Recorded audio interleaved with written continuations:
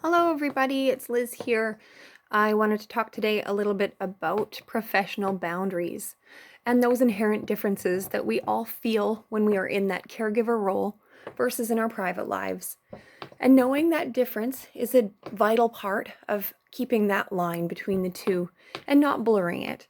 Now, often when you're out in the community, you are with a client, their family members, and it feels like a very intimate moment.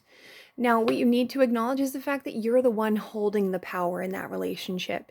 You are the one that brings their groceries. You are the one that stabilizes their mental and physical health.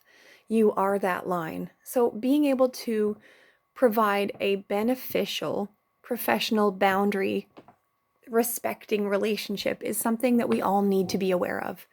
And when we start to approach that line, and there is often a gray area where you can cross the line and you're making that decision willfully, taking note of it, maybe even reporting it to a coworker or a manager, just so that we can all be aware that this has been happening, or just to clarify. I know that as a nurse, I have in the past had moments where I have been aware that there's been a power dynamic shift and that the client may see me in a different light, and in those scenarios it's not the best thing to keep it to yourself.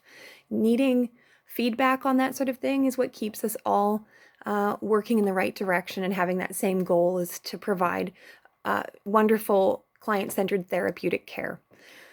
When we think crossing boundaries or professional boundary lines, often you'll think of things like flirting, sexual harassment, um, abusive behavior, neglectful behavior, those sorts of things. And those are on either end of the spectrum. So what you want to do is stay in that sort of center middle ground.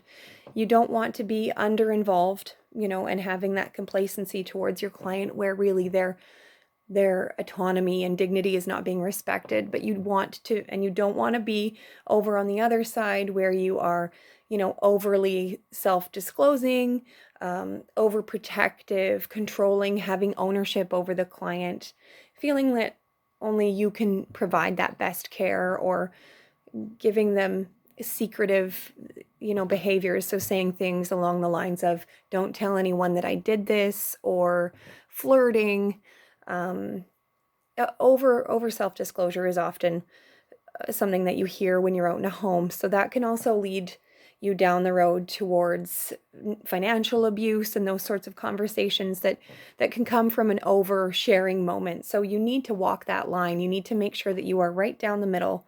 And if you're crossing into one of those areas where you feel like it's not comfortable, and you can feel it in your body when you're over invested, right? And often the underinvestment is not really something we worry about. I know Comfort Keepers, we are there to provide that amazing, best, joyful moments to our clients. So being able to step into the realm of keeping them safe and healthy and walking that line is where we lean a little bit more into the overprotective or over disclosing sort of area of that professional boundaries. So if those moments come up where you feel like maybe you've shared too much, or in the past I have had people offer me money and you decline it.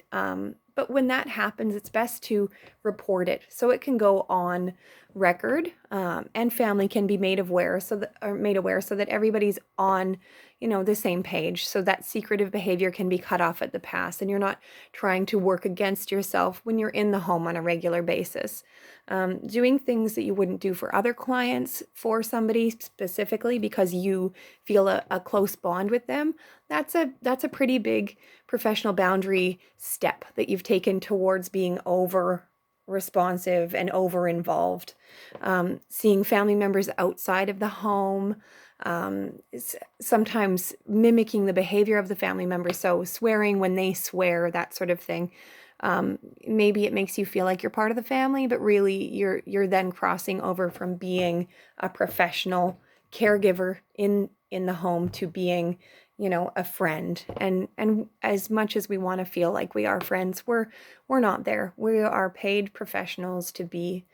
We're in the home to be there, to be supportive, and not to overly invest in this person's personal life.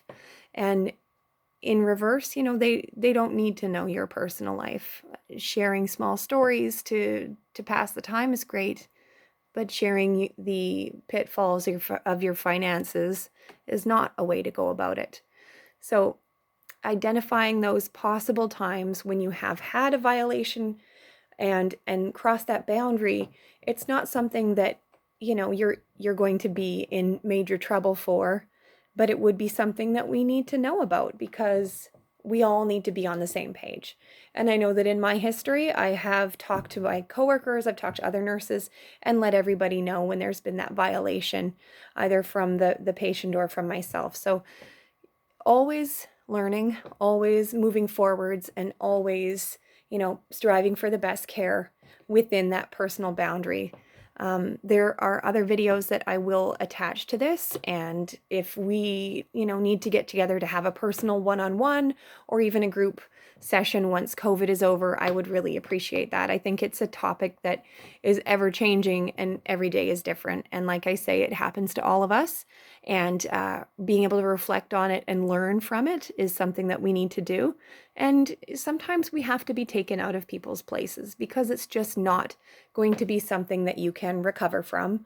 So there's all kinds of ways that we can work together to provide the best care and the most safest environment for yourself as well. Until next time, we'll talk soon. Stay safe.